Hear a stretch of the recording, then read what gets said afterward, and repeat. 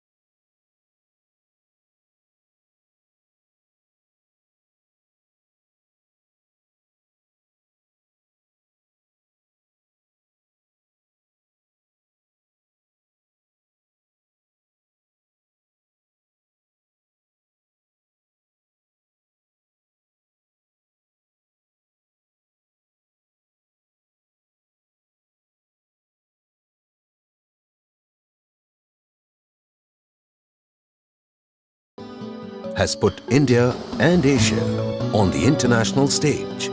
He has won more than 400 awards and has also been designated a young global leader by World Economic Forum. He has also chaired prestigious international juries in festivals like Cannes. But today, he is also well renowned for his unparalleled work in the world of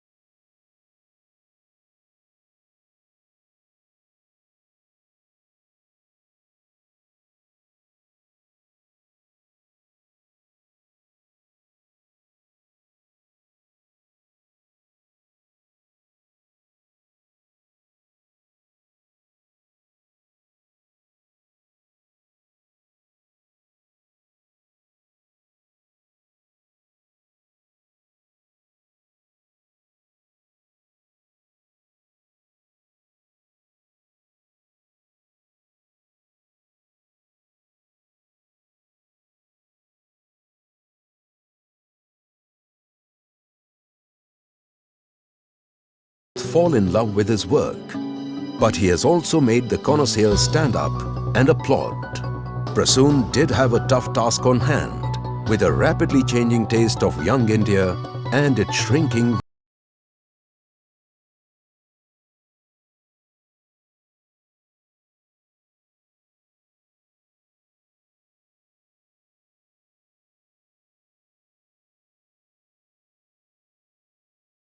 outcry. इस बार नहीं इस बार जब वो छोटी सी बच्ची मेरे पास अपनी खरोंच लेकर आएगी, मैं उसे फू फू कर नहीं बहलाऊंगा। मैं पनपने दूंगा उसकी कीस को, इस बार नहीं। Thus he has kept alive the tradition and ethos of poets who have not only utilized poetry to soothe the soul, but also to awaken and propel mass consciousness. No Indian can ever forget Prasoon's song "Tujhe Sab Hai Pata Hai Na Maa" from Tare Zami Par, a song that left every mother in the country teary-eyed. और अभी अभी हुआ यकीन कि आग है मुझ में कहीं रूबरू, from Rang De Basanti, that inspired the young generation. Prasoon's work in Bhag Milkha Bhar, of which he has written the script, screenplay, dialogues and songs, has won critical acclaim in many hearts. Prasoon was awarded Indian of the Year by NDTV for his creation.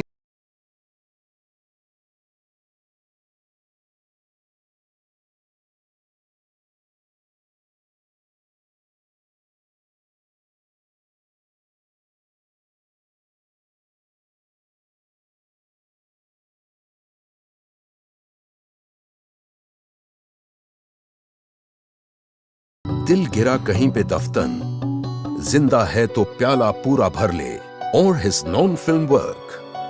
अब के साथ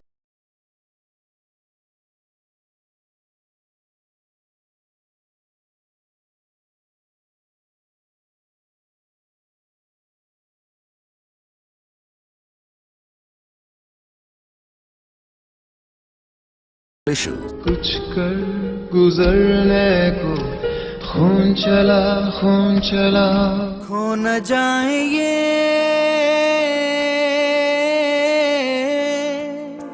तारे ज़मीं पर सत्य में बजते जिंदा है तो प्याला पूरा भर ले।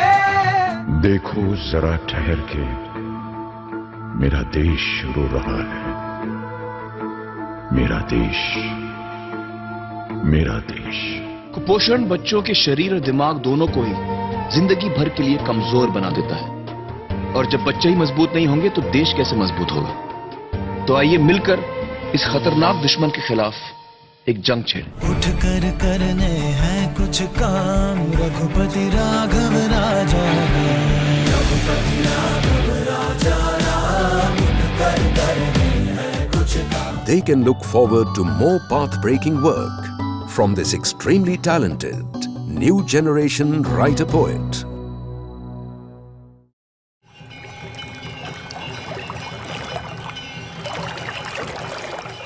In September 2012, Prasoon Joshi met Sadhguru in Kashi to explore the intricate science behind the City of Light.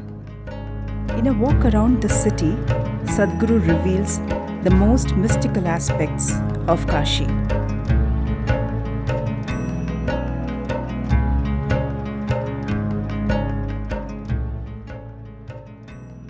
What would you define death as? It is a fiction of the ignorant, created by the ignorant. There's no such thing as death. There's just life, life and life, moving from one dimension to another. More such questions led to this conversation, which explores the mysteries of death.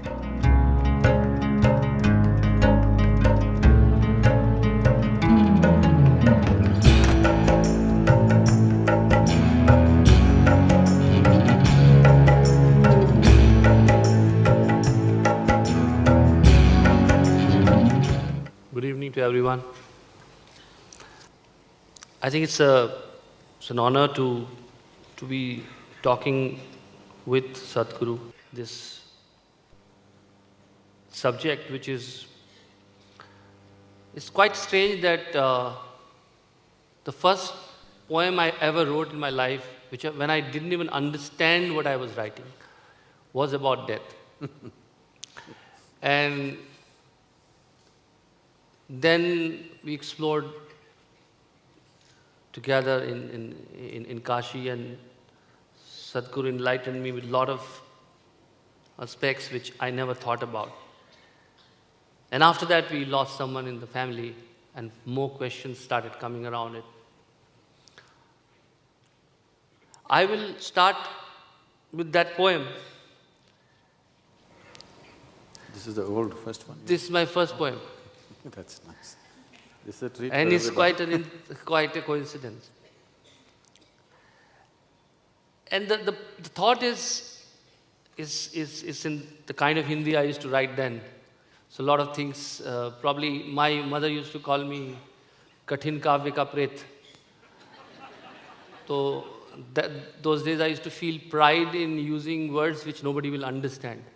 So I will explain it to you. Basically, the thought is, apalak is when you don't blink. So when you look at something beautiful, you become apalak. Palak nahi lagti aapki. When you die, you don't blink. What have you looked at? Is death so beautiful that you never blink after that?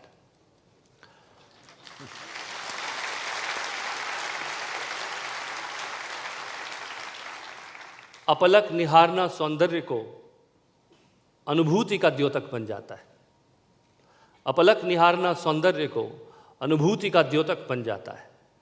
अपलक ही हो जाता है मनुष्य जब करता है आलिंगन मृत्यु का। तब कौन सी अनुभूति होती है उसे, जिस अनुभूति से वो कभी वापस नहीं लौटता। सदगुरु, why is death always portrayed as dark, sinister?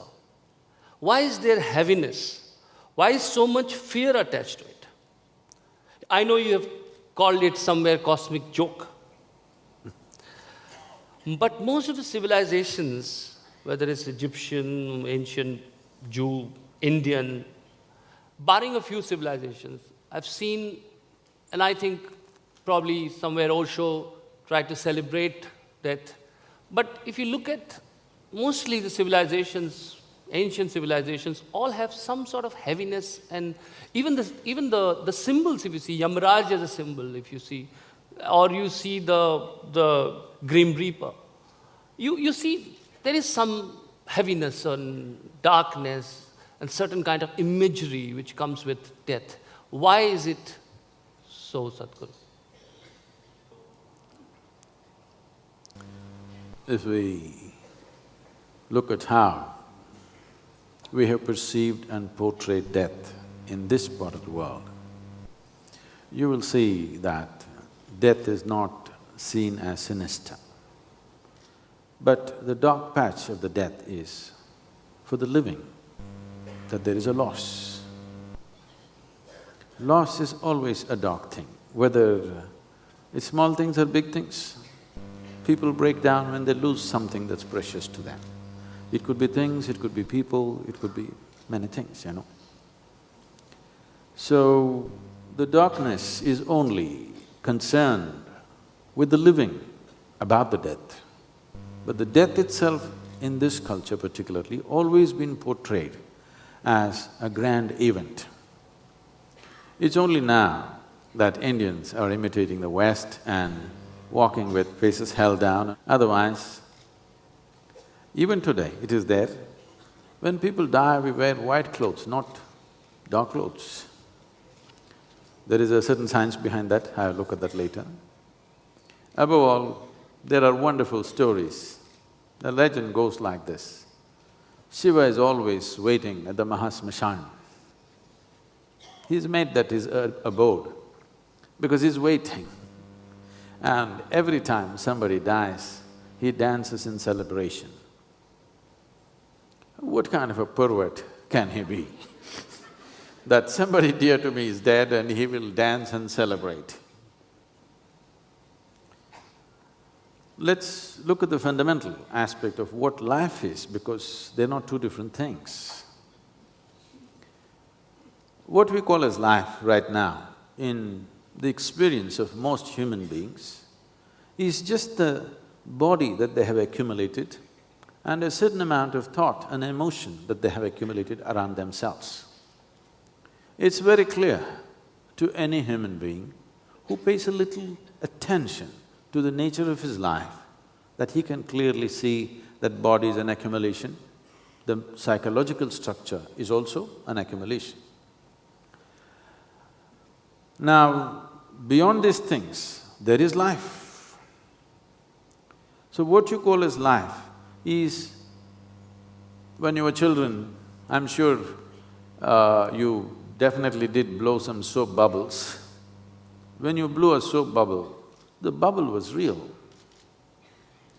But what was inside the bubble is just the atmosphere all over. When the bubble burst, one drop of the soap water fell on the floor, rest of the whole content of the bubble, where it went, you can never see because it's just… never was, because it's just a part of everything. This is the nature of life. The whole cosmos is a living mass of life. You built a bubble. When the bubble burst, and for those… if somebody has a perspective of the other aspect or the other side, let's look at life and death like this. You're in this side of the wall, somebody else is on the other side of the wall. When the bubble burst and this air which was… or this life which was trapped in this bubble became released, and what's happening on the other side is way bigger than what can happen within the trap of physicality. So he is laughing, singing and dancing because one life got released from the mortal coil as it has always been described. Sadhguru, the fact that somebody has gone and this calamity or whatever you call it has happened, is it a conditioning that we have to perceive it that in such a big way, such a big event? I remember there was a death in the family and an old dead woman had died. And I'd gone there and there was a kid playing. And I told you about this earlier, that a child was playing with a dinky car. And very naturally, while he was playing with the car, it went over that body, dead body. When people pulled him, he started playing like it's a thing lying there. Such things happen on Mumbai street also. No, but the child had no registration of that. Is the registration learnt? Is the registration a conditioning? See, the death being seen as a tragedy is physiologically, psychologically, emotionally and socially a reality. Existentially, it's not a reality. A child is an offspring of life. He's not yet a slave of social conditioning, so he will even play with the dead, it wouldn't matter. But adults will try to condition the child because they feel it's inappropriate, something has been lost. Or above all, when somebody dies, you think it's the end of the world, actually. If somebody is very dear to you, in your thought, in your emotion, most people would actually feel that it's the end of the world. But after some time, they come around.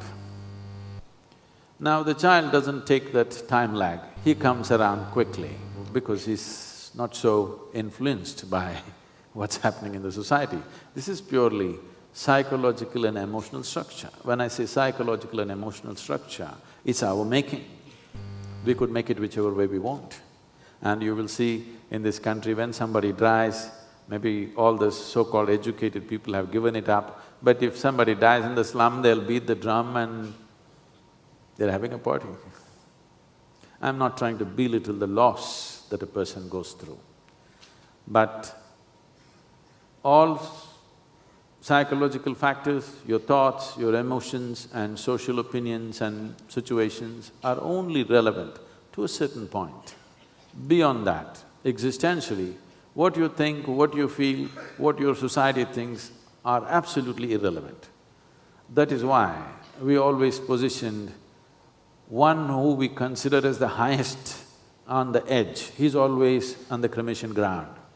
This is how every yogi starts his life. Today, those who are seriously on the path, we always send them to the cremation ground to spend a certain amount of time, because mortality has to sink into you. You must understand the essential nature of your life. Only when you realize you're mortal, the longing to know beyond will arise. If you think of God, you will not become spiritual. Actually, you could become very stupid. You will try to think that by… you could do idiotic things in your life, with a prayer everything will be fixed. You don't do your job properly, but you think there will be a result. You don't study for your exam and you think you're coming first class because of your prayer. All kinds of idiotic things will happen. But the moment you address the mortal nature of who you are, the longing to know what this is all about, wanting to know what is beyond this thing that people are here, real, and tomorrow morning, poof, suddenly absent. What is beyond this? Wanting to know this will become a natural quest, and that is the spiritual process. But Sadhguru, the mortality, if you're told that you only 6 months left, one has seen, if one is told that you have 6 months left or 1 year left, suddenly there is a change in behavior of the human beings. They start prioritizing a lot of things, and a lot of changes happen. But don't we actually know we are mortals? Don't we actually know that we have limited times, but we still don't want to believe that we have limited time? Why does a human being behave as if… is it a denial of a kind? Unless you are definitely by medical science told that now your time starts. The time has already started, the clock is on. If you want a prediction for all of you when you will die, I can tell you, somewhere little less than 100 years, all of you will die.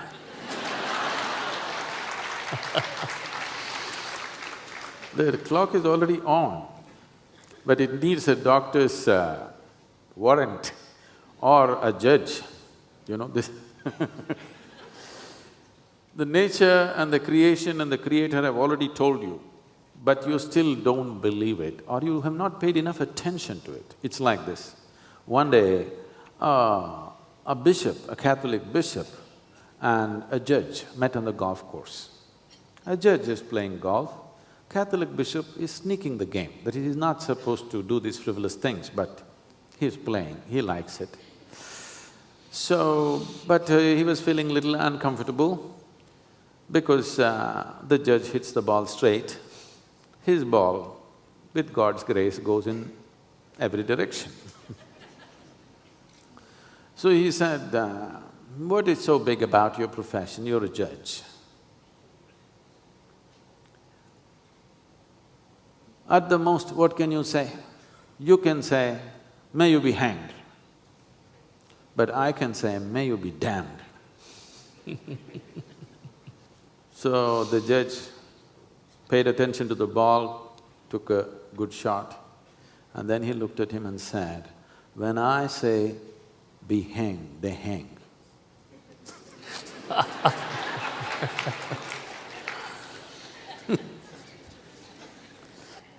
Sadhguru, the way we treat bodies after death, there are a lot of rituals around it. On one hand, we keep hearing that this is a transition, this was a body you were in and it is meaningless after that, it's no meaning. The Atman has left the body. Why do we have so many rituals around that body? I'll just recite, try to insert a little bit of poetry in this so that, because the questions in this subject are not actually sufficient to convey a lot of things. But since one has encountered death and one has tried to capture this here, it's about the cage and the bird has flown away. And you are looking at the empty cage. That's the scene in your head. पंछी उड़ गया, पिंजरा खाली। पंछी उड़ गया, पिंजरा खाली, तार तार एकाकी सितार, छेड़ो तो सन्नाटा, काटो तो खून नहीं। पंछी उड़ गया, पिंजरा खाली, तार तार, एकाकी सितार, छेड़ो तो सन्नाटा, काटो तो खून नहीं। कसो तो टूटने की ध्वनि, अब लकड़ी है, अब लोहा है, पर फिर भी लकड़ी को स्पर्श करता है मन, लकड़ी को स्पर्श करता है मन। कभी सम्मान, कभी प्रेम, कभी वितृष्णा। सामने बाहें खोले खड़ा आकाश सत्य बता चुका है। सामने बाहें खोले खड़ा आकाश सत्य बता चुका है। उस आसमान में विलीन हो चुकी है एक उड़ान। पिंजरे में नहीं है अब चिड़ैया की फुदक, फिर भी आंखें ताकती हैं खाली पिंजरे को। स्मृति कोश डबडबा जाते हैं, कुछ भाव कलश छलक जाते हैं।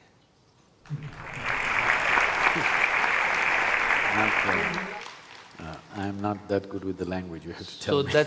that's the reason I explained that this is about the cage. It's about the emptiness of it, and still a desire to look at it. The whole family, the people, look at that as if somehow life will come back. And then we have rituals around it. How is it? Why do you treat bodies in various culture the way they treat? You know more about it. In any culture I've gone to, I've seen bodies have been treated in a special way. What is the reason for that? And if you can also talk about disembodied beings in this context, a lot of questions around that people have, requested me to ask, something which is never dwelled upon, and I know it's a little difficult subject to deal with, but I think everybody deals with this body and facing the dead body in front of you. See, to understand why there is a certain process as to how you treat the body beyond dropping it. As you earlier mentioned, on another level people are talking about how once a life has exited the body, it means nothing, it's just mud. Yes. The reason is this: as life does not engage with the body just like that, it happens as a process. When a woman or a mother conceives, two little cells coming together then becomes a meatball, literally. For this meatball to become alive, it is somewhere between 40 to 48 days after conception that the life process enters. Let us understand what is life process. The life process, the life is there in the mother's body also. So where does it have to enter? Those of you who have two children, you would have noticed this, otherwise you might have noticed with others. Even on the day the infant is born, even on that day, between one child and other, characteristically they're very different. The way they move their hands, the way they make noises, the way they pay attention, it's very different. Same parentage, same genetics, same everything, but they're very different. Have you noticed this? Because the information package that is entered, that particular piece of life is always unique, never the same as the other. This may make you write poetry at the age of what? 17. So, somebody else wouldn't have thought about poetry. Some of these things may happen because of exposure, but nobody can deny that human beings do things out of innate capabilities everywhere across the planet, there's no question about that. Now, this life process is happening and one day death happens. What is this death? Why does it happen? The information package, which in traditional terms we call as karmic body, or it's called a sanchita, a large package of information. Let's not go to where it came from and all that, it'll lead us to a different place, but distinctly you can find out if you observe just born two children, obviously the input that has gone into them is different. Every mother would know it, every person who works in a hospital or a maternity home would definitely know it, because every day observing children born, distinctly different, always, even if they come of the same parents. This package has two different dimensions. One is called a sanchita, which is a warehouse of karma, huge information. Where does this information come right now? How do we generate this information? There are five senses: seeing, hearing, smelling, tasting, touching. Every moment of our life, this is gathering input. For example, if you walk from here to here, I'm saying if you walk 10 meters, there will be 25 different kind of smells. Most of them you will not notice in normal course of observation. Only if it's acute, either it's too pleasant or too unpleasant, you will notice it. All the mild things you will not notice, but all this is recorded.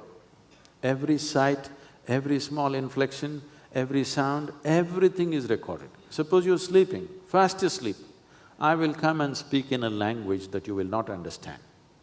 Above all, you're sleeping, you're completely unconscious of this. 25 years later, we can hypnotize you and make you speak all the sentences that I spoke without knowing the language, just repeating those sounds. This memory is deeply entrenched in the system. These experiments have been done and we have always known this. So, this volume of information that you're gathering in wakefulness and sleep is phenomenal. It's because of such a volume of information, so many aspects of our life happen automatically. If that information is not there, you wouldn't know how to walk, you wouldn't know how to stand, you wouldn't know how to sit. This will happen. Because of such a volume of information, it is assimilated in a certain way, it's not a conscious process, unconsciously it's happening. So this information will allot itself, which is known as prarabdha. I'm sure in the previous generation, your mothers and grandmothers, when they see you doing something unreasonable, they said, it's your prarabdha. That means it's your allotted karma, it's playing out. Because it's allotted, that part of your memory and your information is just… that part of your software is just playing out. It's not in your hands to control it, it's simply playing out. That's what they mean when they say, it's your prarabdha that you're behaving like this. Now this prarabdha runs out at a certain time depending upon how you live. There are different dimensions to this, but let's say it starts running down. When it starts running down, the software that you have for this life is slowly wearing out. Your body may be still strong and good, but software is running out. Now it becomes feeble. Once the information is become less, the life energies will become feeble. Once life energy becomes feeble, below a certain point, it will exit the body. This is considered a normal death. This is a good death. It's a good way to die, that you ran out of the software and you exited. Most people choose to die in a way that they break the body in some way and they make the body inhospitable for life, either with a car crash or a heart attack or a lung cancer or whatever. In some way, we made the body inhospitable for life, so life exits. If the life exited because it has run out of software, then this life is very feeble, there's nothing much to be done about this. Guru, where do you think or where do you suggest where life begins? Is it in the womb? Is it when you are delivered? Is it… when does the soul enter the body? Now you're assuming things. Well, I've heard from whatever my learning and conditioning, as you can call. Now I'm talking about you and me and people here. Now you're bringing an other person called soul. Yes. Let us use the word life because the word soul is heavily contaminated. People are finding soulmates. It's very clear, it's very, very clear. Your body needs a mate, your mind may need a mate. But the soul, if it is absolute, it definitely will not need a mate, isn't it? But so many things happen. Let's call it life. Okay. It's less corrupted word. So the life that you are, the person that you are is different. The person that you are is the making and molding of many things that have happened around you, the impacts that life has had on you, external life has had on you. But the life that you are, which keeps all this going, this has come with a certain information. If it runs out of the information or the software is gone, then this life exits the body because its term is over. But if its term is still on, but you break the body for some reason, now it exits. When it exits like this, now the reverberance of life is at a higher pitch. It should not have left, but it has left. Now for this life, a lot of things have to be done, otherwise you will leave it in the wild and it will go on. What would have been, let's say, if it lived in this body, maybe in another 3 years or 5 years it would complete its term. But without a physical frame, this 5 years may become 500 years. Why I'm saying this is, time matters to you only because you're physical. Right now if you sit here, now this session is for 2 hours only because you have a body. Because in 2 hours, it wants to go to the toilet, it wants to drink, it wants to eat, it wants to do so many things. Suppose you had no body, we could make this 2 centuries session, 2 millennia, what's the problem? Time is a consequence for you only because you're physical, because you gathered your physicality. If you did not gather physicality, time would mean nothing, space would mean nothing. So, when you leave the physical frame, now time and space does not mean anything. But because of this, because the reverberance is still there, it can go endlessly. No, when you say you leave, you almost assume, and that's where probably ordinary person cannot relate with. When you say you leave, as if you have the choice to leave. You said that this life decided because of accident or whatever to leave. This life did not decide. At least the way we see our loved ones around us, we see somebody else decided, some happening decided. And well, there are other kind of deaths one hears about, the samadhi and conscious dying.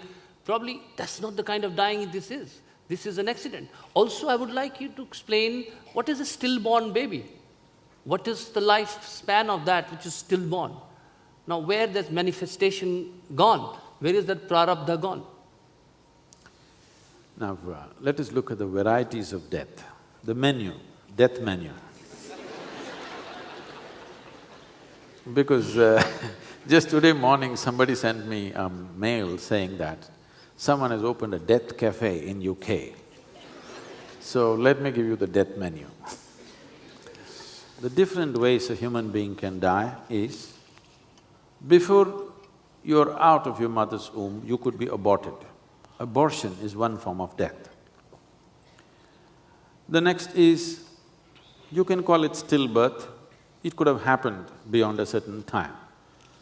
This, after conception has happened and life has entered this, somewhere between 40 to 48 days, that is when it becomes alive. I don't know what the medical opinion is. Are there any doctors here? Huh? 35 days. Okay. Okay. All right. I'm saying this from my personal experience. It's 40 to 48 days, that's a space where you enter. There are some lives which enter later. Suppose, see, this is something a woman or a mother could feel if we train her a little bit. If she sees that a life entered beyond 48 days, then you're delivering somebody truly special, because this life will take time to settle in. Some phenomenal life is on the way. You have heard somebody sees, Gautama's mother, and this man says, "You are going to deliver a phenomenal being." Somebody looks at Yashoda and says to the mother, "You are delivering a phenomenal being." This is simply because when you notice after 48 days of conception, still life has not entered, but enters a little later than that, this means you are expecting a phenomenal being to arrive. Why it is so? If I go into the intricacies, it'll take you somewhere. But normal life enters somewhere between 40 to 48 days. Now, after this, for some reason, after all, womb is a manufacturing unit of this body. For some reason, if the body did not form itself appropriately for that life or for any life, then the life chooses to exist before it's delivered. So this is a stillborn baby. Or sometimes, because of whatever compulsions, a mother may choose to abort the child. That is another form of thing. But in these things, the engagement with the body for this life truly begins somewhere approximately between 84 to 90 days is where really life gets engaged. Till then, it's foraging, it is looking if this is suitable, if this womb is the right place. This is not a conscious thing, this is an unconscious tendency-wise, it is seeing if it matches by tendencies. The appropriate word for this is, traditionally, we call this vasanas. Depending upon your vasana, you're looking for an appropriate body. So, though it is partially engaged, it can exit before 90 days, between 84 to 90 days, the life gets properly engaged. From then on, it's a proper baby. From then on, it's a proper life. After that, you should not disturb that, you must nourish it, it doesn't matter in what context it has happened. So, this life process, this is abortion, stillbirth. Next thing is, an accident can happen, it can be of any kind. That means body broke. Because the body broke, life cannot sustain itself in that body, so it exits. The next thing is suicide. Because of some extraneous situation, somebody decides to end it. The next possibility is death by occult processes. This is one of the worst ways that things can happen because it destabilizes the information match which has entrenched you in a particular system. When I say the information match, the tendencies of that particular life is seeking a match with the genetic material the parents are providing. When that match is disturbed, people will die a terrible death. Terrible for various reasons, because not only for what they may go through at that time, terrible because of the long duration that it takes to solve this issue that's happened within itself. So, death by occult processes. And the next thing is, as you already mentioned, a samadhi or a conscious way of exiting. This is the whole menu.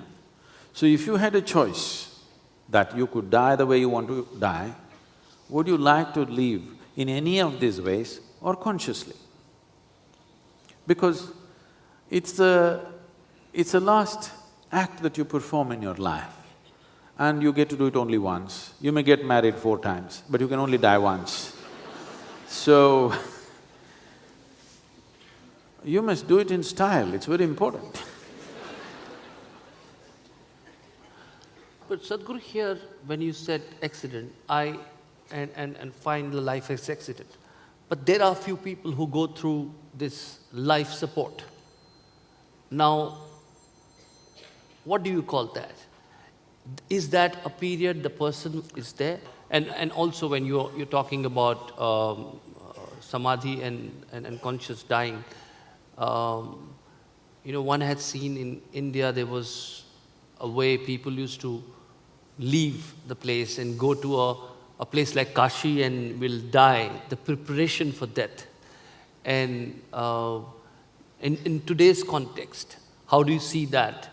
The preparation for death or dying gracefully or going somewhere else? And, please, and so the 2 questions. One is about life support. What is the state of life in the life support? See, the business of the doctors and the medical science should be to help the living. It's not for them to enter the realm of death. As you said, it's life support, not prevention of death, okay? So somewhere this line must be drawn. It would be fantastic if you could train medical professionals to be able to see when it is not so, but that would be a dangerous thing because misuse will happen. People will pull the plug on people who can't pay the bill or whom they don't like, you know, things will happen. So, because of that, we're just allowing it to go whichever way it goes, because if you touch it, all the consequences of it you cannot control. So you support the life only with the hope that it will recover and once again it will be back to life. Nobody is supporting it with the intention that you just want to put it on the machines and run it forever. The hope is because a few have come back after years of comatose. And the people who love them and the families, they are hoping against hope that this person will come back. And maybe a doctor is trying to assist that. Sometimes it goes to absurd levels because nobody can take the call. Nobody is able to take the call because nobody is authorized to take the call as such. So because of that, it goes to certain levels. But life support is only with the hope they will bounce back. Now, if you observe a person in comatose, there are two types of people. With one type of people, the body is refusing to respond, but their mind and emotion is active. This is torture. Sadhguru, this is not exactly true. Sometimes the family, the people, the doctors together, all of them somehow almost sure, and I've seen such situations, that the person is not going to come back. But there is a kind of human consciousness, a kind of guilt, a kind of responsibility, a kind of love keeps the person in that state. What I wanted you to, throw light on is what is the state of this life at that point? With this, because the life is not manifesting itself through this body. And neither it has taken, if you talk about rebirth or reincarnation on another life, it has not done that. So what is the state of this life? Above all these things that you mentioned, there is a law. If you pull the plug, there is a law for that. And that's what I was coming to. There are two conditions in this. In one condition, the body has become inert, that you're not able to get the body going. But the one who is within, the mind is active, emotion is active, all perceptions are there. This is torture because the body is refusing to move. But there are other kinds of situations, the body seems to be reasonably vibrant and active, digests food, everything is happening, but inside it's become blank. If inside has become blank, if you wait for 5 cycles of 21 days, then for sure life is gone. But body can be still kept alive because of various medical processes, you're keeping it going. Body may not dwindle because body is still strong. Without a life, you're just keeping a body alive. This is like an empty shell, but shell is kept alive. This is not a good thing to do. But if the person inside is alive, but the body is gone blank, now it's a very difficult decision for anybody to take. And for all you know, many times, all the things that you're talking, whether to pull the plug, not to pull the plug, all this the person understands. It's a very bad situation. It shouldn't happen to anybody, but when it happens, how to deal with it, there's no particular way because it's individual sensitivities. Just because the body cannot get up and the person understands everything, feels everything, you can't cut him up. Pulling the plug is as good as cutting him up, So this is a hard decision to take, there's no particular way to do it. But if only the body is vibrant, but inside has gone totally blank, 5 cycles of 21 days you can wait. After that, very comfortably you can pull the plug for 100%, it's gone. And Sadhguru, then what is your take on euthanasia, or where do you… Because here I'm also going to come to the will, how much of will this life has and how much is it left to others.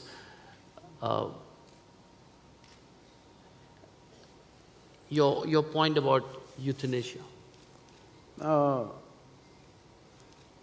In my opinion, nobody has a right to hold an opinion on euthanasia, because it's your opinion, you're not making a judgment, it's not an informed judgment, it is an opinion.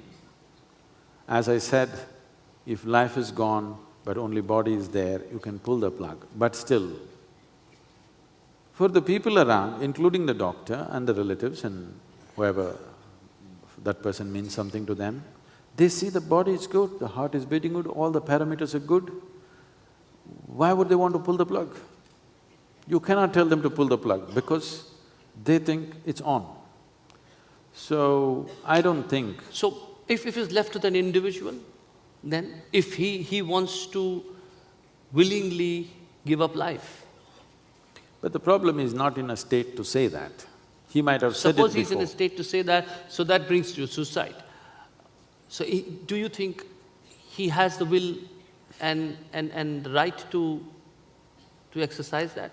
See, the simple thing that we did in this country is, if an individual decided, those who do not have the capability to smoothly exit this body without causing any damage to it, those who did not have this, they always walked away into the forest and just sat under a tree.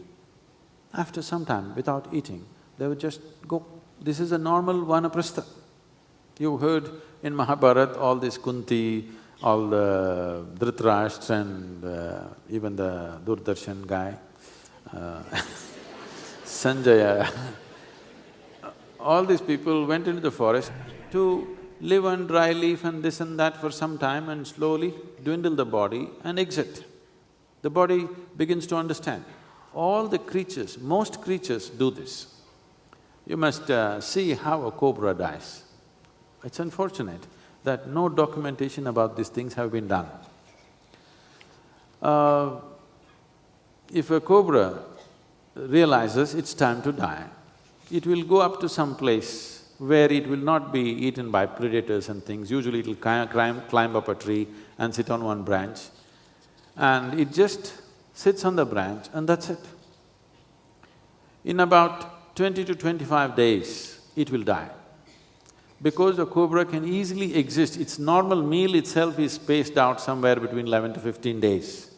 Because of that, beyond 20, 25 days, 30 days, it will die, so it will simply sit without eating and slowly dry up just like that. Even a creature, a crawling creature like that has this much awareness. This would be the best way to do. But even if I talk about it today, the so-called modern society which eats 5 meals a day, they will be terribly upset. So, this has been the normal process. If you are not a yogi, if you do not know how to exit, you come to a place, you sit quietly by yourself. If your relatives are around, they won't let you do that, they will stuff food into you, because our idea of love is to stuff the people with as much as we can. So, they won't let you do those things. That's why people went to some place, sat in a place where the energies are good, because being in a positive, live energy space is important, because to be without food becomes very effortless if the outside energy is conducive and supportive. If the outside energy is little depressive, you will see you will need a lot more food and the compulsions of food are strong within you. So, this is a way, but you can't suggest that to modern life, they will,